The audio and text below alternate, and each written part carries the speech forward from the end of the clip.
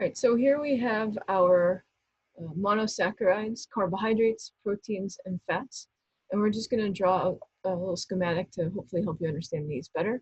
So carbohydrates are polysaccharides. So a circle is a sugar, and then they're bonded together by these little lines. So a polysaccharide is many sugars bonded together. These are too big for us to absorb across our intestinal wall and into our bloodstream. And so we have amylases that are an enzyme that help us break them down. These polysaccharides can get broken into one of three disaccharides: maltose, sucrose, or lactose. So maltose is a little disaccharide that gets broken apart by maltase into its individual monosaccharides, two glucose molecules. Sucrose is also a disaccharide that gets broken apart by sucrase into its two component monosaccharides, glucose and fructose. And then lactose, again, is a disaccharide that gets broken apart by lactase into its two component monosaccharides, glucose and galactose. Next, we have proteins.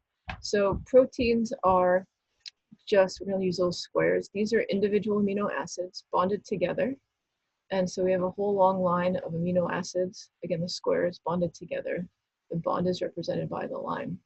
These get broken down by proteases into structures called peptides. So peptides might be like a few amino acids bonded together. So this one long protein would get broken down into a few different peptides. Peptides then get broken apart into individual amino acids by peptidases.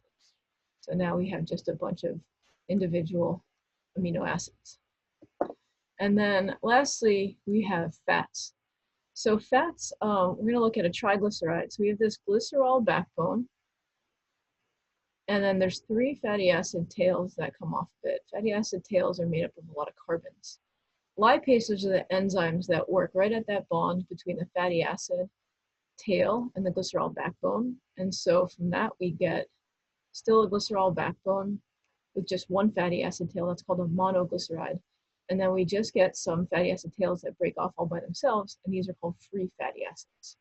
So these units, all on the right-hand side of the screen, are absorbable. They can sort of fit across our intestinal wall into our bloodstream through those cells. But the macronutrients, the carbs, the proteins, the fats that you see on the left here, these are all too big. So digestion is about getting these macronutrients broken down into absorbable units.